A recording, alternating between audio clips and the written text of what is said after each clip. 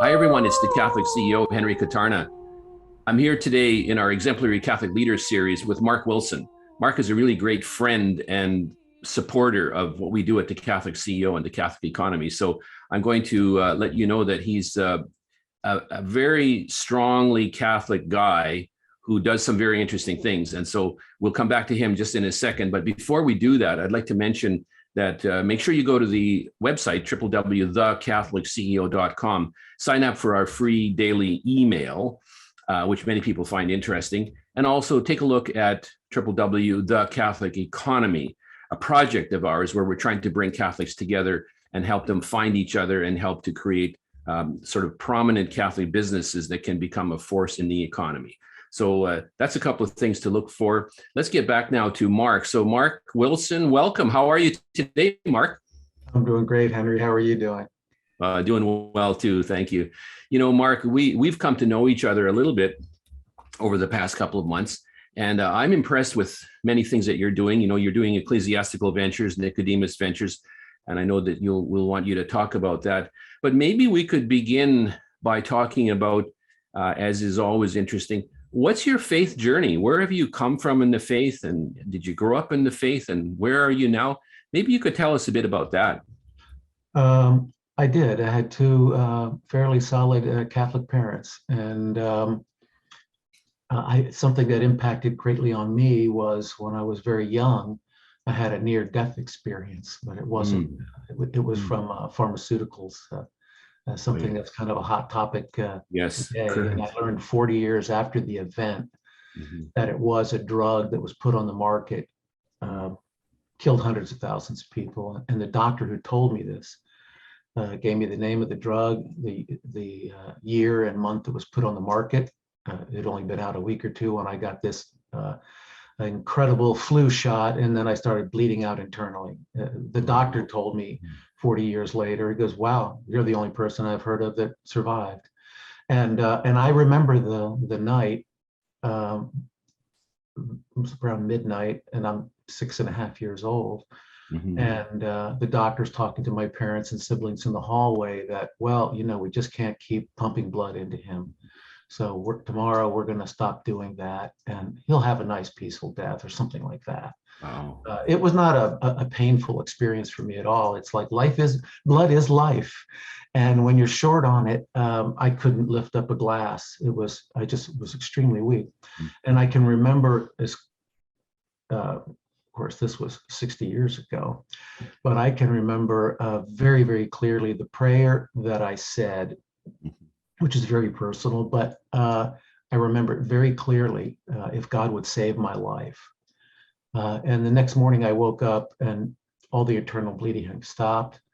And I think it was instantaneous. And the doctor said, "Well, we don't know what happened, but pack his bags and he can go home." So for quite a while, I was trying to convert everybody in the neighborhood, and the neighbors' parents had to tell my parents, "Listen, you got to tell your son to, ratchet it down a little, kind of cut it out. We have our own Christian beliefs." And of course, when you get a miracle like this,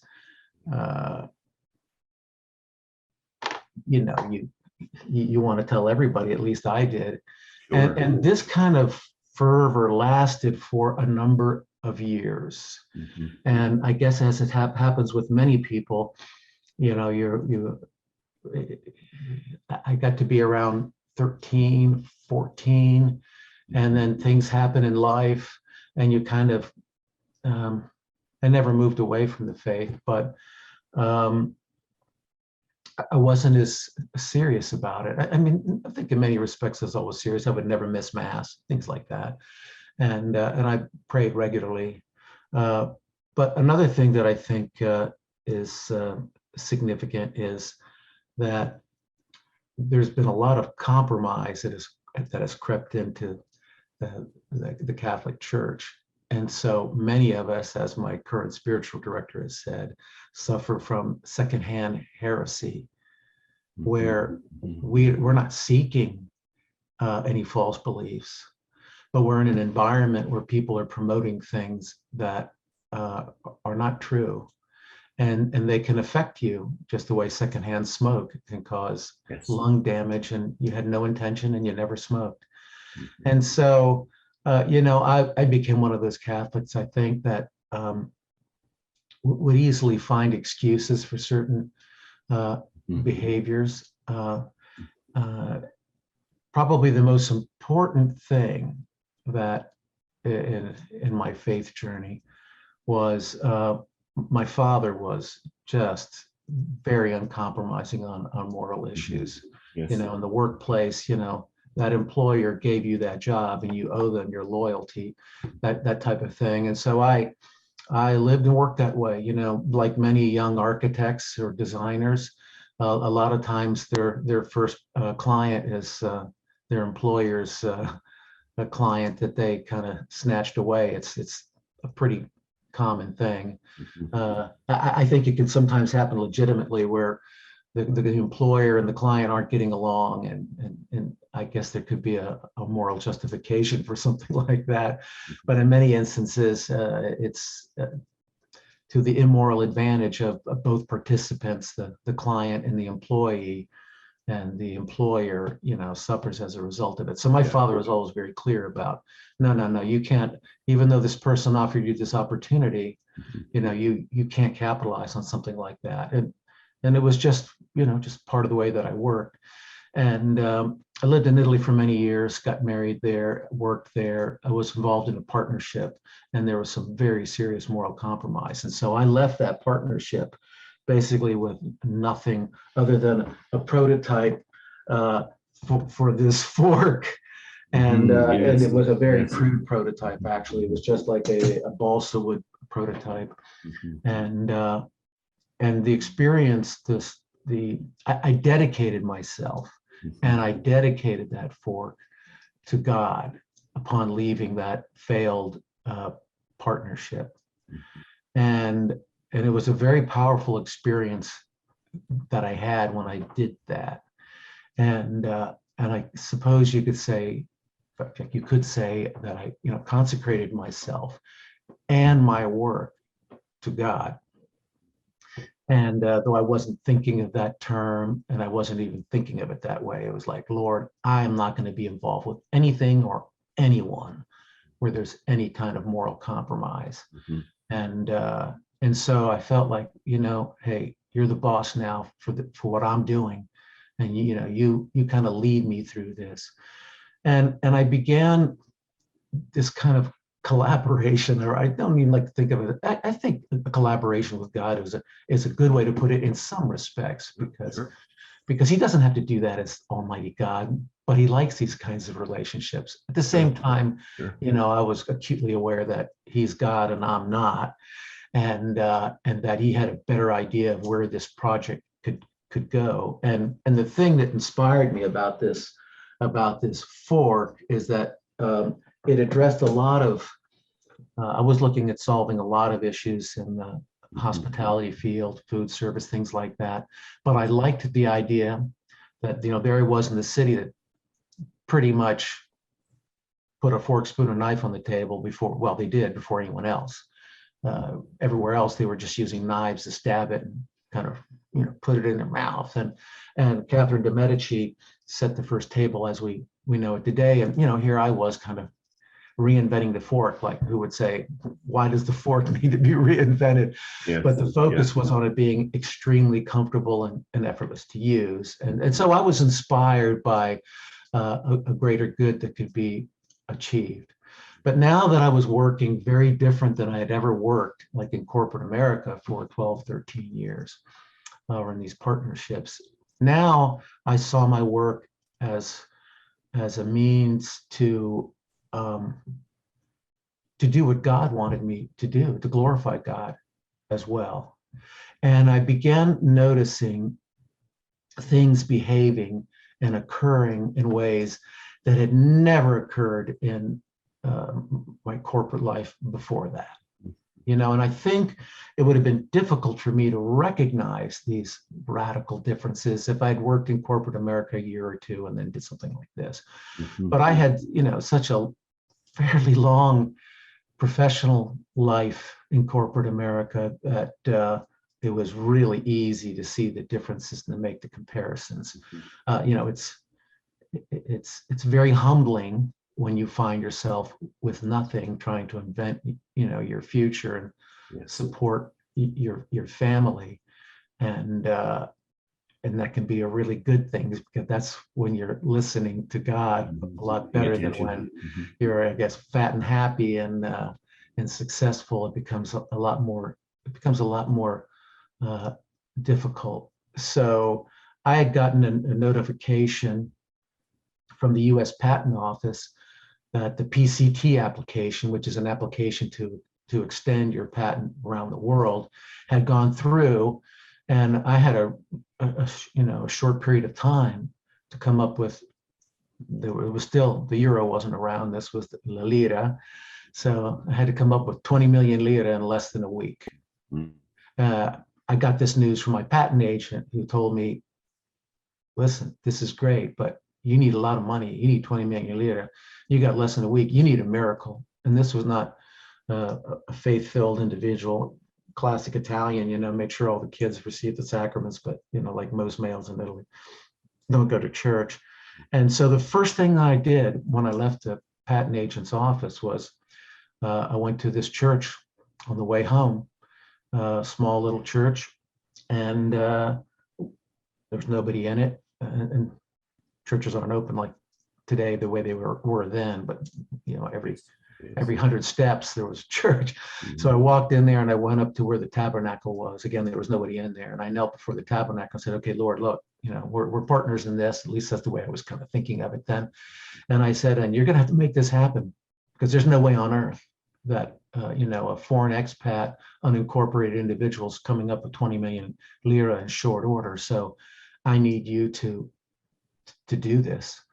And I didn't pray very long. When I walked out, and the thing that came into my mind was, well, what's the next right thing I can do?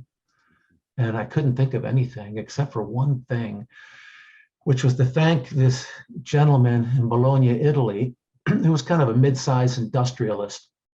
When I was looking for somebody to make this fork, spoon, and knife, I reached out to different manufacturers in the area of Florence. And one guy said, "You know what, I can't make this for you, but my steel supplier, he knows everybody. He distributes steel to a third or half of Italy. So he knows everybody. It's making everything. This is the guy you need to call." And so I had called this guy, and he had taken me around Emilia-Romagna, the region there around Bologna, visiting all these manufacturers. I mean, this was 1990. He had a cell phone that was about, this big. Yes. It looked like a military walkie-talkie, like nobody had them back then. And he was very generous with his time. So when I left that little church after praying, the only thought that popped in my mind was, last week that guy drove me all over trying to help me find somebody to make it. I can call and thank him. It's the only thing I could think to do. And so I called him up and I said, "Hey, Bruno, I said, listen, I just wanted to thank you for taking so much time, last week and driving me all over." His phone was ringing constantly, and I could see that, wow, he was really interrupting a very busy day. But he too was intrigued by the fork. He eventually became a licensee for Italy to distribute it there. And so he said, "Well, how's it going?" I said, "Well, it's not going that great. I need to get some funds really quickly to extend this patent." He goes, "I got a buddy, and I just thought of him. He's somebody who he might be able to help you. Hey, if I connect you with this guy, would you come up here tomorrow?" I said, "I'll come up there today. I don't have much time." So he did, and I called this guy and I told him what I was doing. He said, "Hey, come up and meet me tomorrow." And I went up and I met with him, and he was heavily entrenched in the disabilities world of Florence, Italy, because he had gotten cancer and lost a leg, and he was a very active guy. And so he was networked at the national level. He said, "This is very cool what you're working on, and if I could get you a meeting in Rome, like really fast because I know you're pressed for time. Would you just hop on a train tomorrow and go to Rome? Absolutely. So he did that. He called the president of the handicap department of the Italian labor um, ministry or something. I forget exactly what the title was. Worked under the Ministry of Finance. So this is heart of Rome. And I did. I went down there, and the guy said, "Listen, we pulled this meeting together really fast. You got 10 minutes." Actually, I was into explaining to him about this fork, and he said, you got 3 minutes left, something like that. And when he did that, I saw him reach over to pick something up, and I learned a lot about the problems of the hand. First of all, I designed this not as a product for those that are disabled.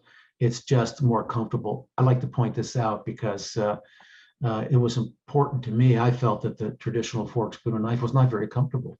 And if you think about it, everybody pushes on the back of a knife and gets that indentation in their finger, but we're used to it. So I felt, having a background in ergonomic design, that I could raise the level of comfort in using a fork, spoon, and knife significantly, and that the opportunity was there. It wouldn't just be like a minor improvement.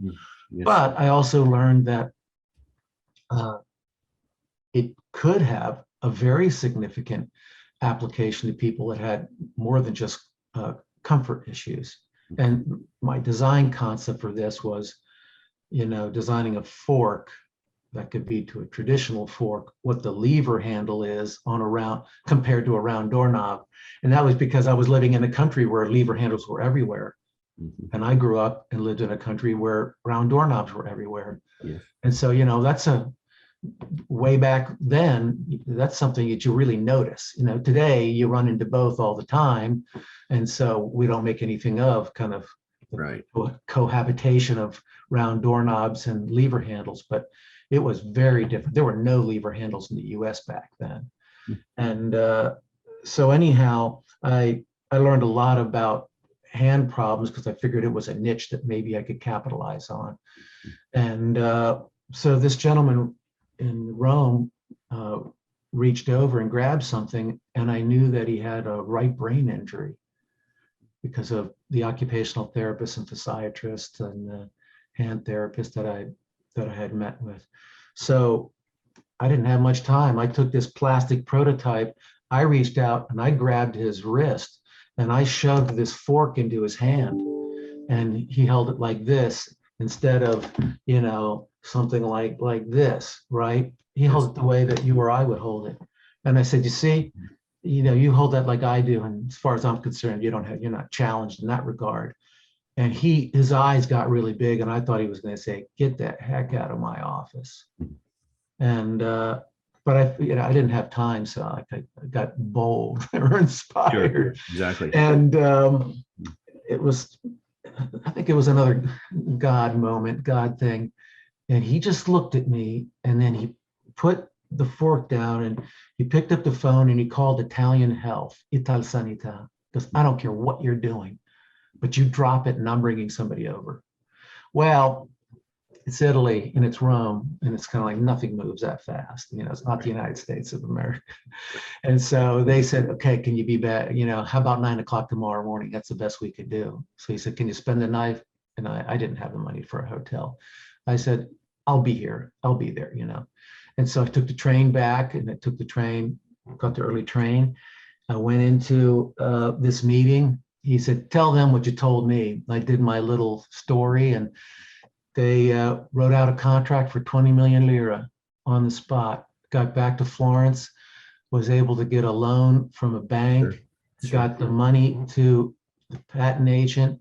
He said when he got to Rome to extend the patents, he was the last one in the door, and they locked the doors.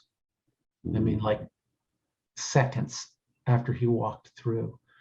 And I was able to extend the patents. Now I tell this long, elaborated story because I've come to see, as one of my priest investors has said, that we have a last minute God. And I've come to learn why.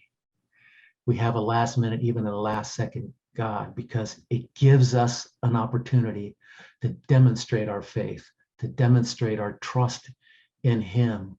So, if things are easy, faith only grows when it's challenged, Right. only through difficulties. And I began to see this happen so many times. And so it really kind of, in the beginning, perplexed me. It's like, I hadn't even formally started a company yet in Italy. But I began to see that all the things I would do as a businessman were functioning differently. And in this entire time, I was riding this honeymoon of this relationship with God as my partner in this. Then I called up a priest that I knew in the United States who always told me I should be an entrepreneur. He saw a sketch of the fork before we left the United States to move to Italy. And he said, wow, if you ever start a company, I'll sell everything I got and invest it all in this. And he wound up investing everything that he had in this. I hadn't spoken to him in 2.5 years. I called from Italy and I said, hey, remember that fork? And who do I write the check to? So I saw all of these series of events occur like this. I went to a reception of an ordination, and when a woman asked me what I did, I didn't really feel like talking about it, but I threw something kind of what I thought would end the conversation about unusual things that happened, like I just described. And she said, oh, you consecrated your company. I go, what? She said, well, you consecrated yourself in your company. I said, well, I understood consecration in terms of the Eucharist and religious life, but I'd never thought of it in terms of like a company, consecrating a company. And she said, well, you dedicated yourself and your company to God. I said, that I did. Yes, you did. I said, I remember word for word what I told God when I held a prototype up at the sky and did that. And she said, well, you didn't really expect things to have to operate the way they did before, did you? And that got me to thinking, okay, if this woman recognized this so easily, I have to start researching this. So to kind of make a long story shorter, over 25 years, I became very serious about kind of formalizing a way of working that was rooted in the faith. So a holy hour, regular holy hour, yes, mass every day, very serious amount of prayer, but I was still doing things like, at various times, trusting myself more than God. So we're putting in like 70, 80 hours a week, and that does nothing. Yes. That does absolutely nothing. And so I'm learning these differences between a company that operates, that's consecrated, and one that's not. And then I learned that this is not a new concept. St. Paul worked this way. Yes. These Irish monks in 480, 500 AD in their monasteries in Ireland, they ran businesses, and the laity, the families that lived within the walls of the monastery that worked with the monks, they worked this way. And what is this way? Well, the way is pretty simple. It's works. The purpose of work is to work out our salvation for our sanctification. So that's what we as lay people can do. We can say it's not just about making money.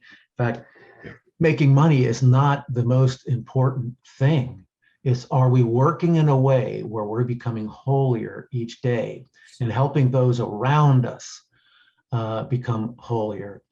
And then, for years before that, I thought about being a third order Franciscan or a third order Dominican, and had relationships with Franciscans and Dominicans for many years. I was in a Dominican parish. Mm-hmm. And but I learned something through my research, because then I got very serious about looking at things from a historical perspective, like St. Paul and then the Irish monks.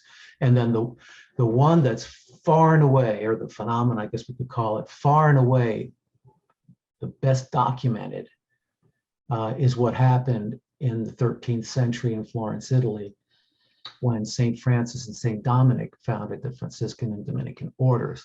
They didn't start the third order. It was the laity that approached them and said, listen, I believe it went something like this, that, hey, there was Columbanus, this Irish monk. He left Ireland after they legitimately laid the claim to having saved Western civilization. And they were bringing Christianity kind of back into Europe. So they went into France, went into Italy, they built these monasteries, and they operated them in a similar way, where these families, these men were supporting their families by working with these monks. And they were extremely happy, and their work was incredibly fruitful.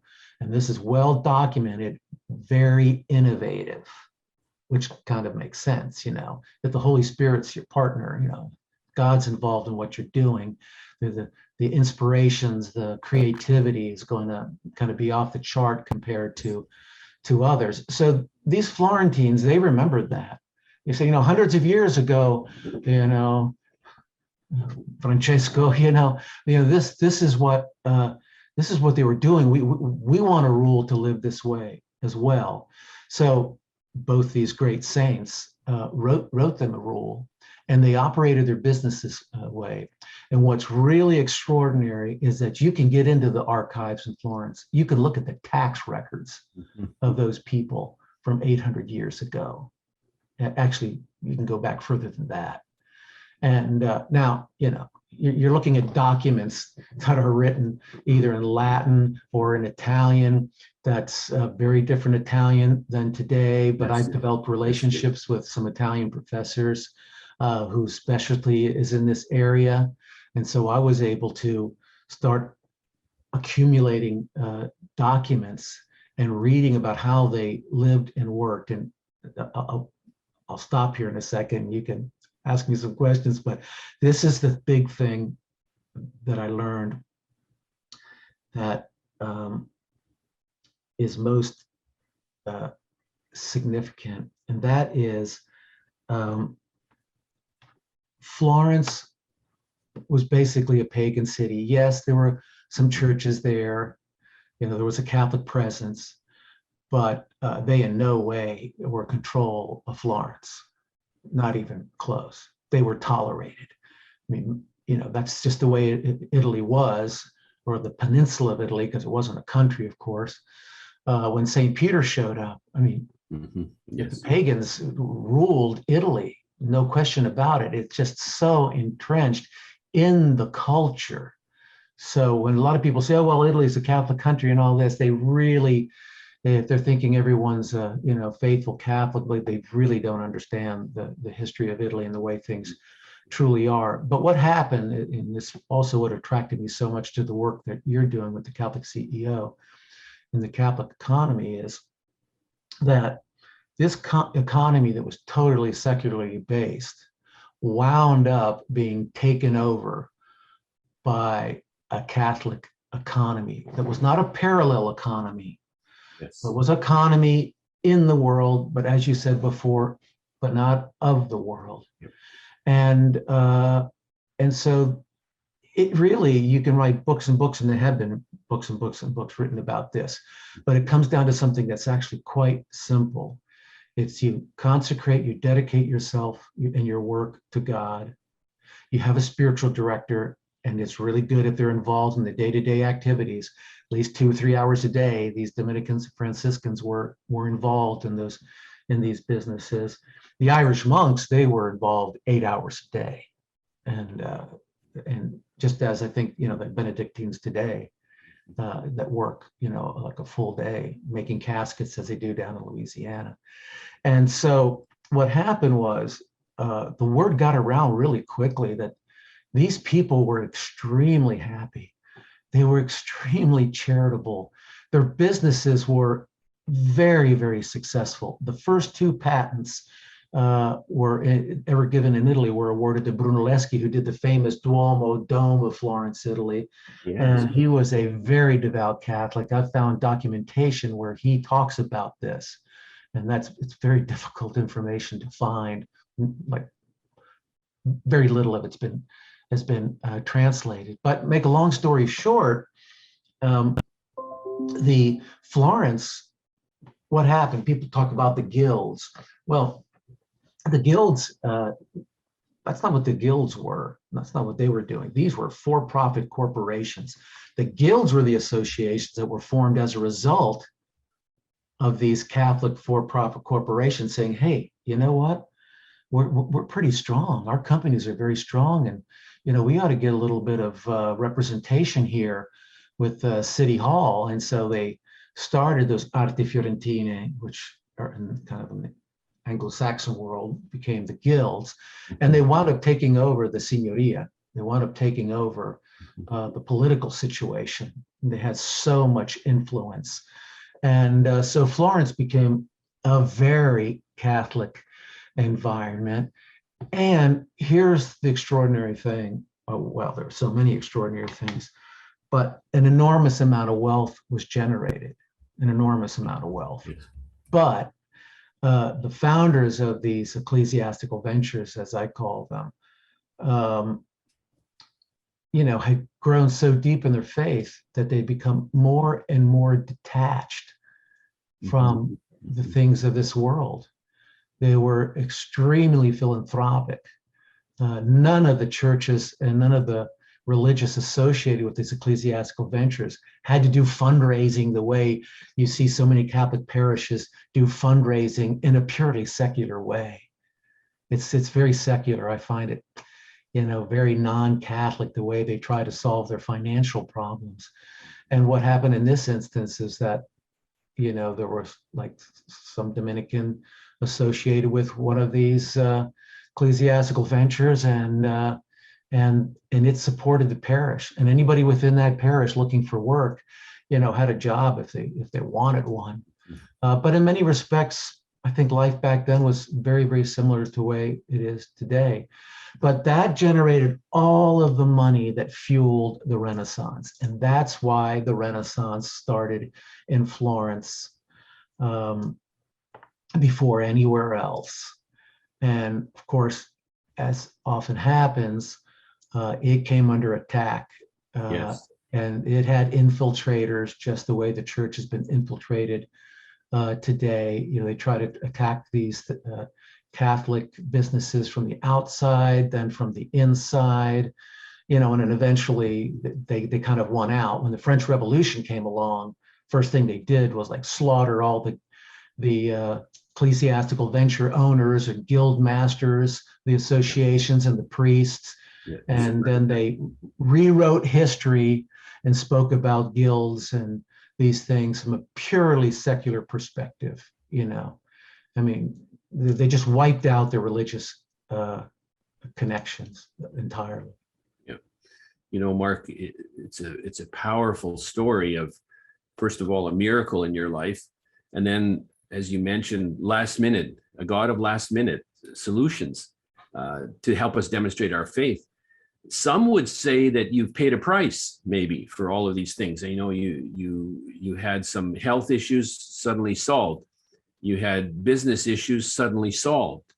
And at some point, one wonders in the secular sense whether you've paid a price for all of this. And of course, our Lord said, don't count the cost. We know that. You and I both know that. But right.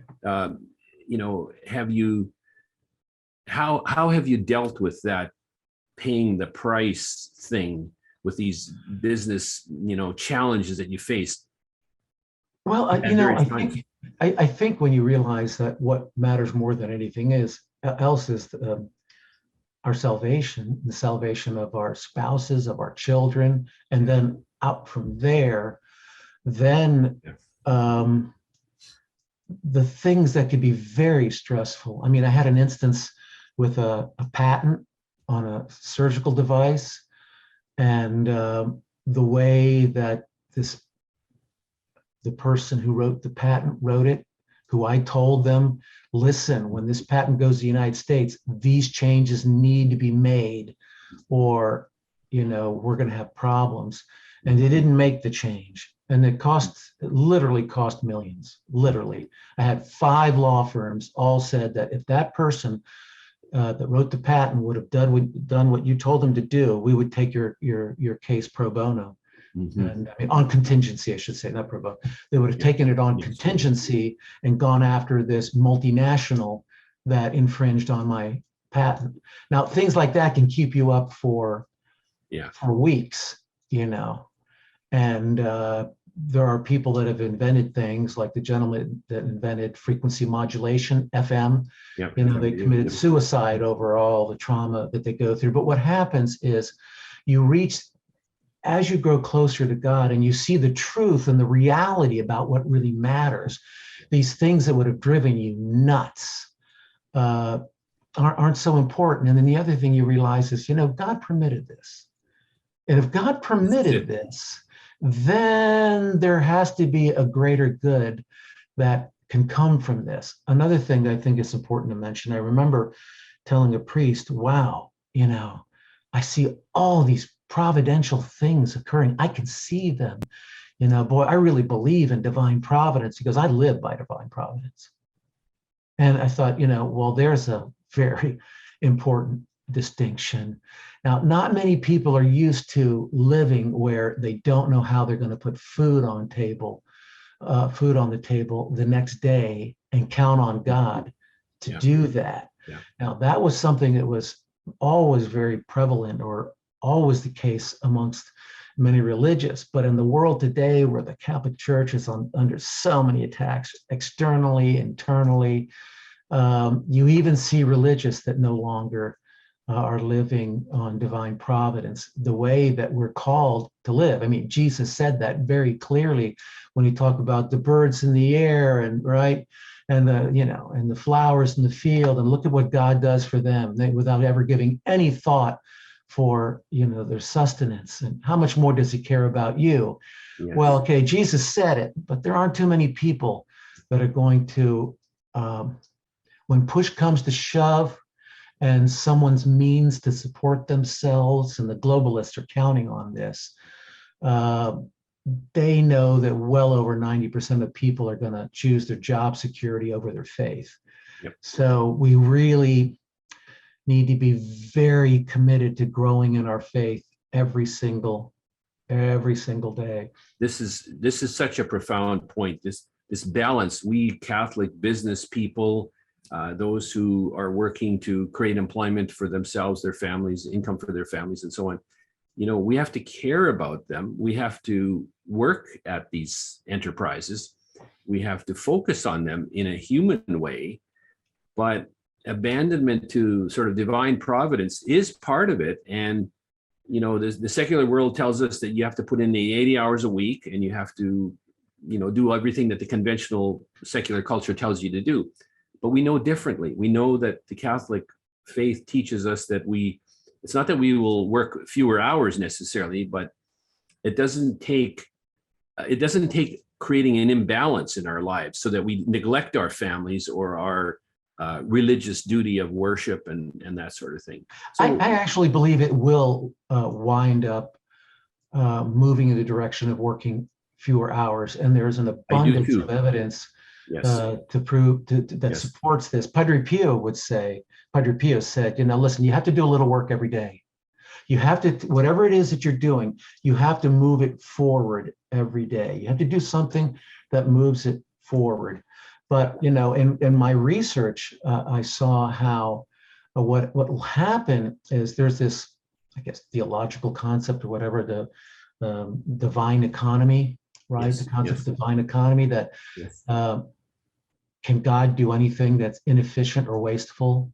Well, no. We know that everything he does is perfectly efficient, perfectly effective, and it's always extraordinarily simple and clear, uncomplicated.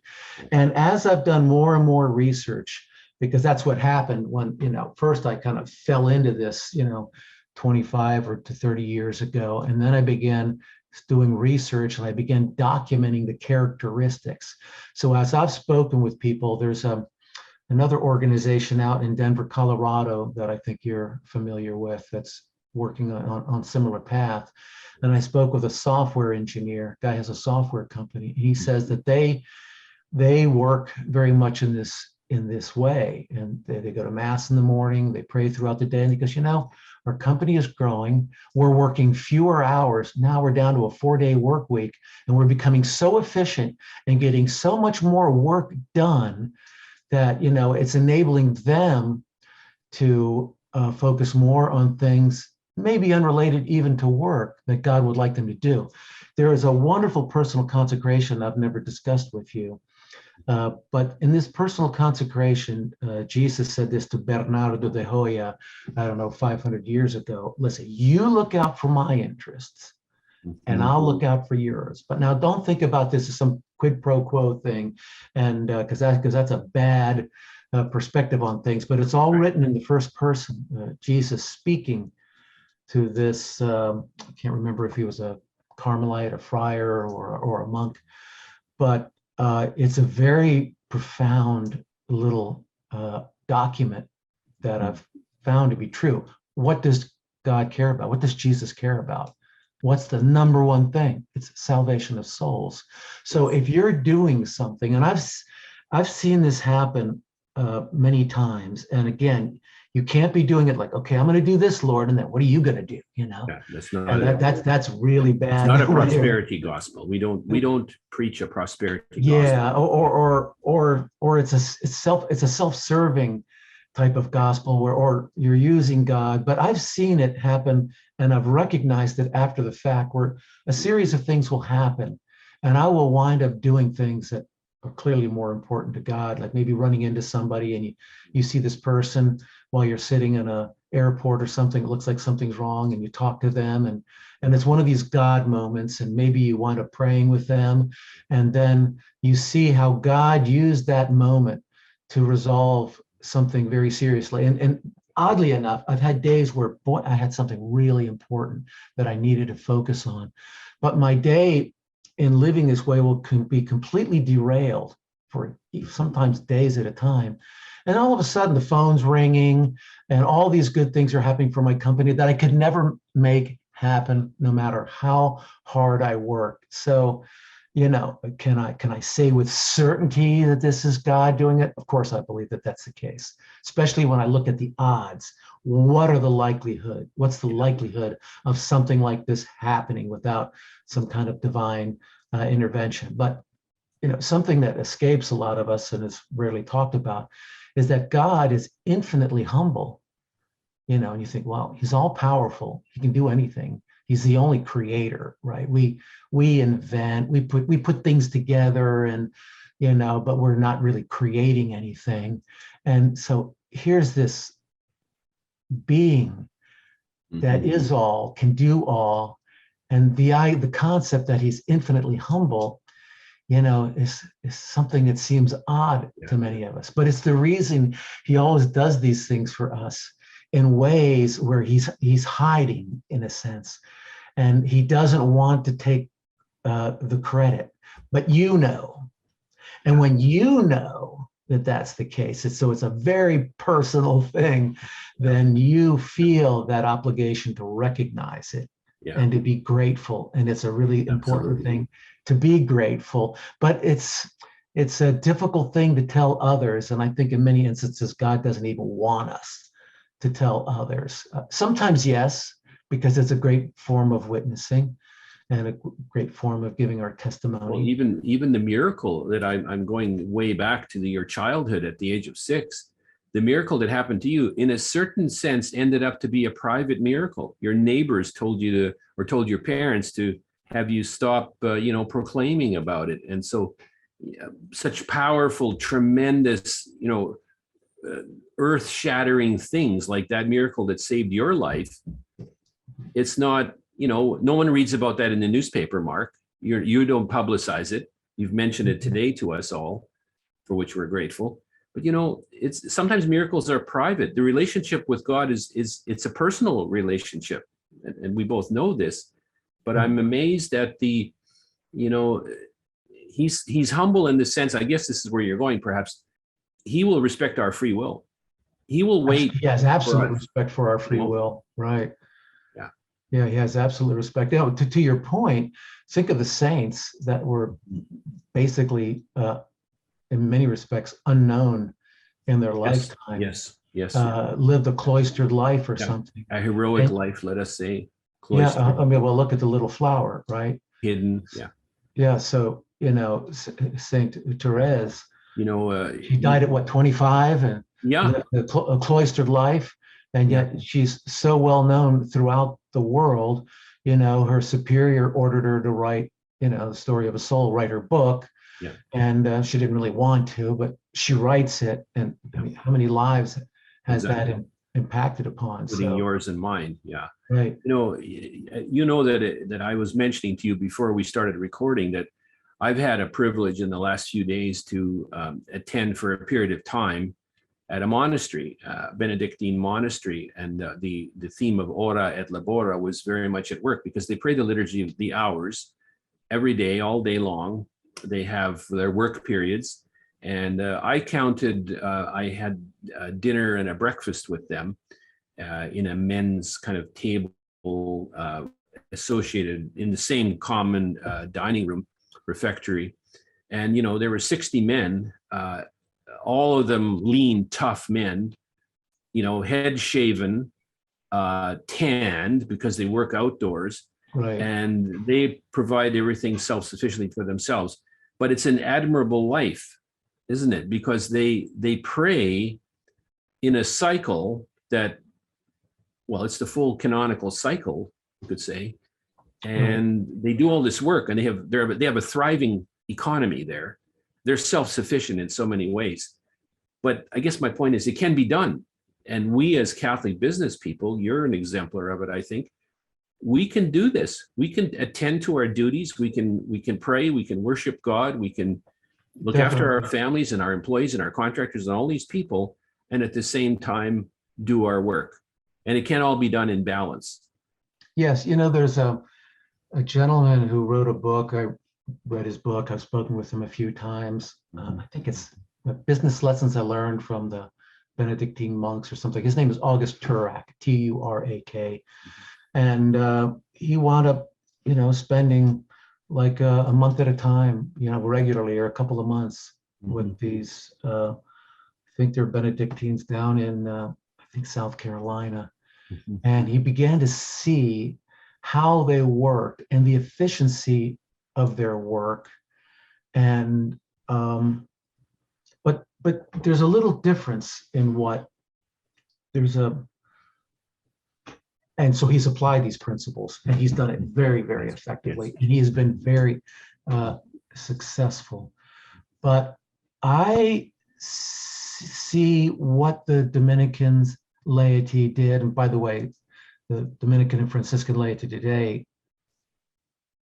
I'd say 99% are clueless about their origins and what was really going on, and how it started. But the difference that I see from what is going on with a lot of Catholic entrepreneurial or business initiatives is that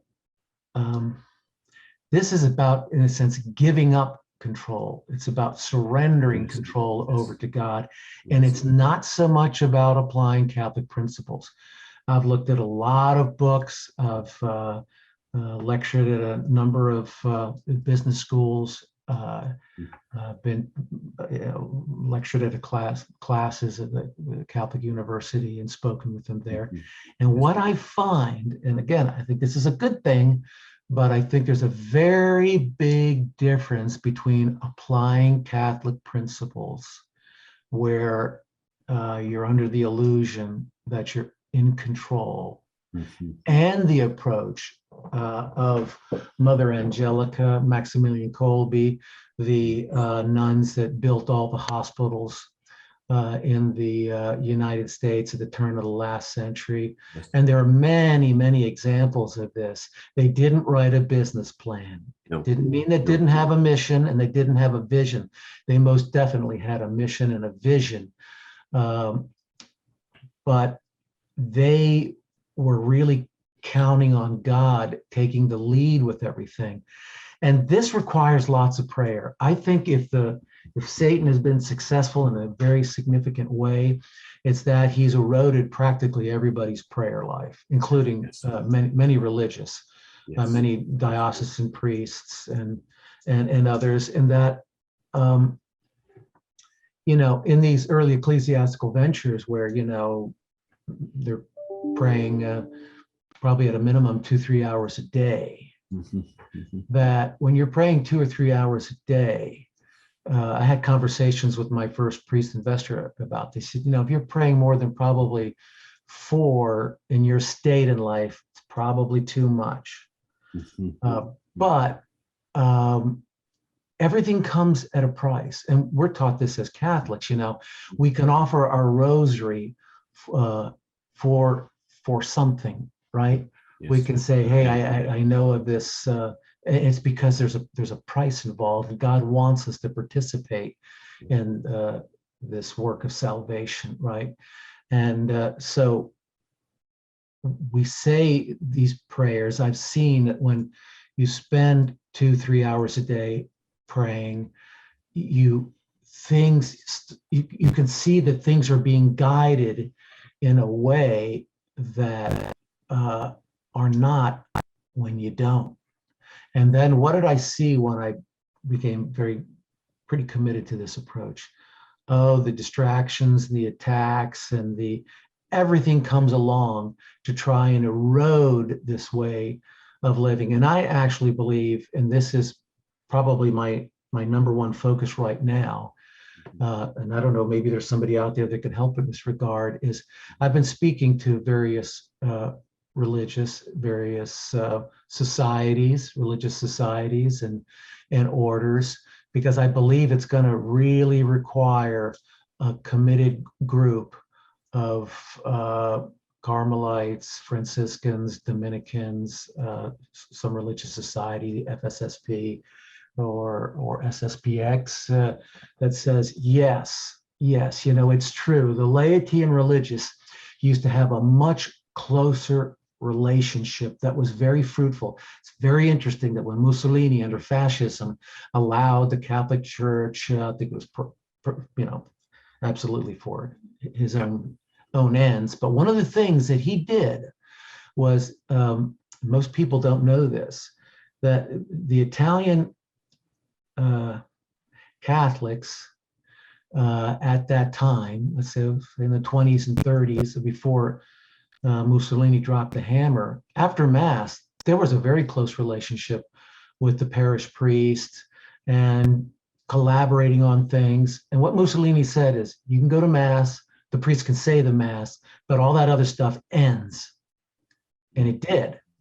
And so then what happened was, you wound up having a generation of Catholics that the idea of this kind of collaboration between the priests and religious and the laity is kind of removed from their way of thinking. And I believe that's the case today. Yeah, it is. And I believe it has to change, because I've learned I no longer do things. I mean, by the way, I have my slide deck here. I've had it here for a week to send it to you. I'll forward it to you. But it really it's an approach that I think it's a good approach, but it's not something I've come to depend upon. I've learned that the only one to really depend upon is him, and I've seen that where I've had brokerage firms, financial managers.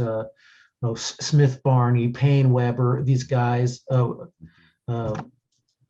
leading neurological science venture capital firms say, wow, I wish all the business plans looked as good as this. But then I would float this plan around that others, including some Silicon Valley people, said, this is really excellent. And God didn't want it to go that way, because you float it around, the money doesn't come from there, and the phone rings from some wealthy retiree who will tell you a personal story related to a neurological condition. And it's like, well, these things just don't happen. Well, God can make anything happen.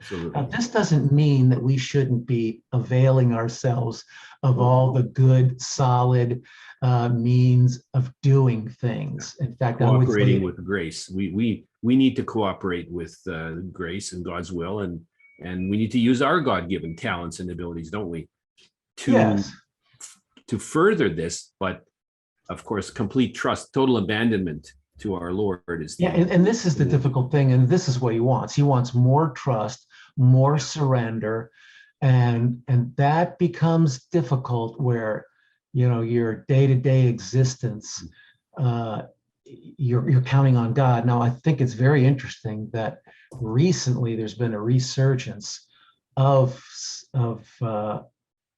these types of mendicant orders. For example, there was the Franciscan Brothers Minor out in Fort Wayne, Indiana. And of course, as the founder said, they came under horrendous attack. They said, when you're doing things the way that God wants you to really do them, and this is like a mendicant order of Franciscans where he has one habit, one pair of sandals, right, usually walks around barefoot because he can't remember where the sandals are. And they don't know where the food's going to come from that they're going to eat that day. Yeah. And then someone just happens to leave something at the door. There aren't many people that are going to live that way. And there's another order, the Marian Friars Minor. That's something else I would encourage people to look at. And I met Fra Antonio right at the very beginning of when he founded the order. And when it came under horrendous attack, I mean, really vicious attacks. And but that's just the way it is. I mean, it's been that way pretty much with every order that's going to have a significant impact on saving souls, on revitalizing the church, right? And but now they're flourishing. But it takes tremendous faith, because every founder can tell you their stories of where they don't know how they're going to eat. They don't know how they're going to survive the attacks. They have betrayals that are like the worst kinds of betrayals, right? The betrayals always come from someone very close, a friend, a very trusted person, because it's not a betrayal when it's your enemy, you know? Yeah. And so these are just things that one has to expect. The founder of one of these orders said, Mark, look, it's not a question of if you're going to come under attack, only when. And of course, this really speaks to the absolute necessity of having a very, very solid prayer life. And I can see that with the prayer regimen that I've established with my spiritual director, that, you know, if something happens and maybe one day I'm a little lighter in that regard, that, you know, okay, that might not make a big difference. But if something happens, and over the course of, well, I would say 10 years ago or 15 years ago, if over the course of a week or 2 weeks, it started getting eroded, boy, did you ever notice it. Now it's more in the 2 to 4 days. If a couple of days go by and something happens, and this is why I think, you know, you look at the religious orders, what do? They, you know, Angelus, 6 in the morning, 12 noon, 6 in the evening, they drop everything. They drop everything because they've come to learn that there's nothing more important than showing your obedience and faithfulness to your prayer life. So, you know, if you say the rosary before you get out of bed, or hit the floor on your knees, say the rosary, then move on with the day. Just don't even think about it. Just do it, you know, because if temptations will come along to try and erode that. And when it does, and what I think it means is something St. Paul said. What did he say? You know, he's becoming more and more, and I'm becoming less and less. Yeah. Right. So it's denying yourself more and letting him live through you more and more. Yeah.